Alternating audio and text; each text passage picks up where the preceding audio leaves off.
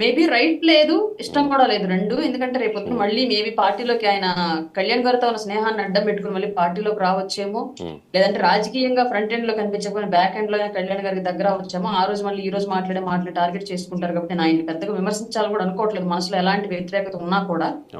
కానీ శత్రుత్వము అనేది మనం పెట్టుకోవసరం లేదు, ఆటోమేటిక్ గా మనం చేసే పనుల వల్లే వచ్చింది అనడానికి అలీ గారు చేసినటువంటి విధానమే ఒకటి క్లియర్ గా.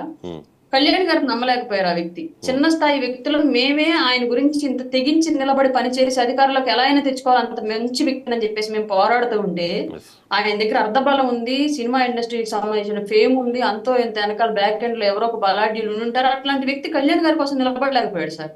నిలబడలేక తన స్వార్థం తను చూసుకొని ఓడ మీద ఉన్నంతసేపు ఓడ మల్లన్న, ఓడ దిగినాక బోర్డు మల్లన్న అని ఒక సామెత ఉంటుంది. అట్లాగే కళ్యాణ్ గారితో సినిమా అవకాశాలు, సినిమా చేసి ఆయన కోసం ఆయన కెరీర్ ని బిల్డ్ చేసుకుంటున్నాను రోజులు కళ్యాణ్ గారితో ఉండి సడన్ గా పదవి వ్యామోహంతో కళ్యాణ్ గారిని పక్కకు నెట్టేసి వెళ్ళడం, అక్కడికి వెళ్ళి అదృష్టం ఏంటంటే కొంతలో కొంత మిగతా నాయకులు మాట్లాడినంత ఓవర్ గా పవన్ కళ్యాణ్ గారి గురించి ఆలీ గారు మాట్లాడలేదు. మేబీ అది కొంత ఎక్స్క్యూజ్ చేయాల్సిన విషయమే.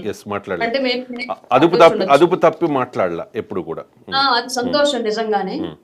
ఈ పోసాని కృష్ణమురళి గారి లాగా ఇంకో కొందరు ఎవరైతే సినిమా పెద్దలు కొంతమంది ఉంటారు, పెద్దల ముసుగులు ఇప్పుడు మాట్లాడిన అనవసరం లేదు, టైం వేస్ట్. అట్లాంటి వాళ్ళలాగా ఇతను నోరు జారకపోవడం కొంత సంతోషకరమైన విషయము. రానున్న రోజుల్లో అతను మంచి ప్లాట్ఫామ్ ఎంచుకోవాలి అని మనస్ఫూర్తిగా కోరుకుంటున్నాను.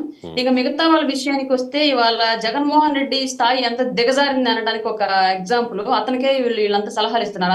అతను విసిరేసిన చిల్లర బిస్కెట్లతో బతికిన ఇవాళ సోకాళ్ళు పంచప్రభాకర్, శ్రీరెడ్డి వీళ్ళంతా ఎవరైతే ఉన్నారో వాళ్ళు ఇవాళ అతనికి సలహాలు ఇస్తున్నారు. అంటే సింహం బాగా యుద్ధం చేస్తున్నప్పుడు చుట్టూ ఆ సింహం వేటాడి సంపాదించిన మాంసంలో నుంచి కొంత గొప్ప తిని బతికినటువంటి గుంట నక్కలంతా సింహం బక్క చిక్కిపోయేటప్పటికి సింహానికి సలహాలు ఇచ్చి దాడి చేసే పరిస్థితుల్లో ఉన్నాయి.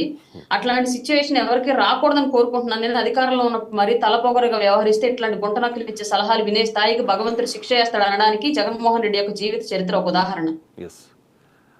అంటే ఇక్కడ పవన్ కళ్యాణ్ గారి గురించి కూడా మాట్లాడుకోవాలి. ఆయన ఓడిపోయినప్పుడు అందరూ హేళన చేశారు, చాలామంది సలహాలు ఇచ్చారు, నాలాంటి వాళ్ళు కూడా సలహాలు ఇచ్చారు డిబేట్లు పెట్టి.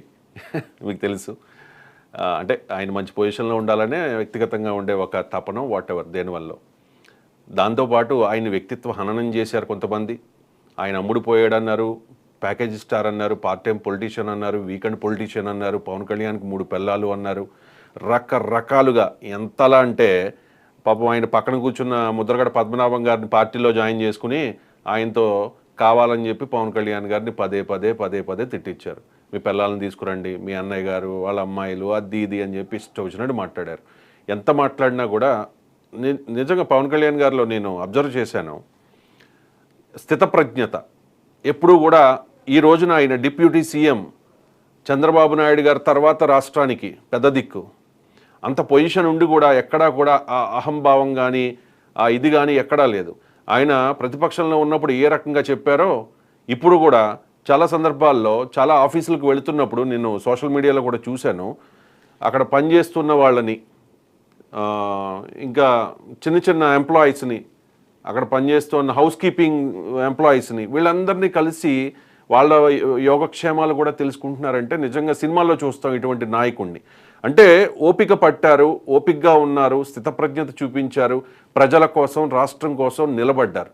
అందుకనే ఈ రోజున నేషనల్ మీడియా కాదండి, నేను మొన్న ఒక ఛానల్లో చూశాను, ఎంతలా అంటే పవన్ కళ్యాణ్ గారి గురించి 100% స్ట్రైక్ రేట్